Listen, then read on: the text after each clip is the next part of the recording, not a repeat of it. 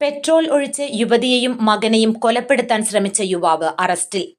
പോലീസിൽ മൊഴി നൽകി കേസെടുപ്പിക്കുകയും തുടർന്ന് ജയിലിലാക്കപ്പെടുകയും ചെയ്ത വിരോധത്തിൽ യുവതിയെയും മകനെയും പെട്രോൾ ഒഴിച്ച് കൊലപ്പെടുത്താൻ ശ്രമിച്ച കേസിൽ യുവാവ് പിടിയിൽ. അടൂർ ഏഴംകുളം പൂഴിക്കോട്ടുപടി പാലക്കോട്ട് താഴെ വീട്ടിൽ 39കാരൻ രതീഷിനെയാണ് അടൂർ പോലീസ് അറസ്റ്റ് ചെയ്തത്.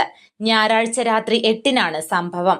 രാത്രി 7:30-യോടെ ഭർതൃമതിയായ ഏഴംകുളം വയല സ്വദേശിനിയെയും മകനെയും വീട്ടിൽ അതിക്രമിച്ചു കയറി പ്രതി മർദ്ദിക്കുകയും പിന്നീട് കുപ്പിയിൽ നിറച്ച പെട്രോളുമായി എത്തി ഇരുവരുടെയും ദേഹത്തൊഴിക്കുകയുമായിരുന്നു.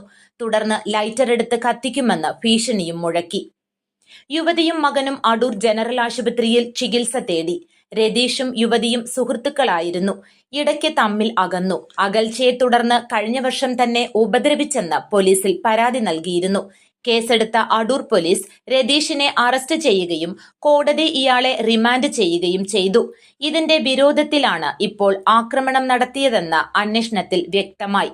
2024 ഫെബ്രുവരി 23-ന് രാത്രി അടൂർ പറക്കോട് TB ജംഗ്ഷന് സമീപം ഓഡിറ്റോറിയത്തിന് സമീപത്ത് 110 kV വൈദ്യുതി ലൈനിന്റെ ടവറിൽ കയറി ഇയാൾ ആത്മഹത്യാ ഭീഷണി മുഴക്കിയിരുന്നു. ഒരു കുപ്പി പെട്രോളുമായി ടവറിന് മുകളിൽ കയറിയ ഇയാൾ ആക്രമണത്തിനിരയായ യുവതിയെ കാണണമെന്നാവശ്യപ്പെട്ടാണ് ഭീഷണി ഉയർത്തിയത്. രതീഷിന്റെ ഭാര്യയും ബന്ധുക്കളും മറ്റും ആവശ്യപ്പെട്ടിട്ടും താഴെ ഇറങ്ങാൻ കൂട്ടാക്കിയില്ല.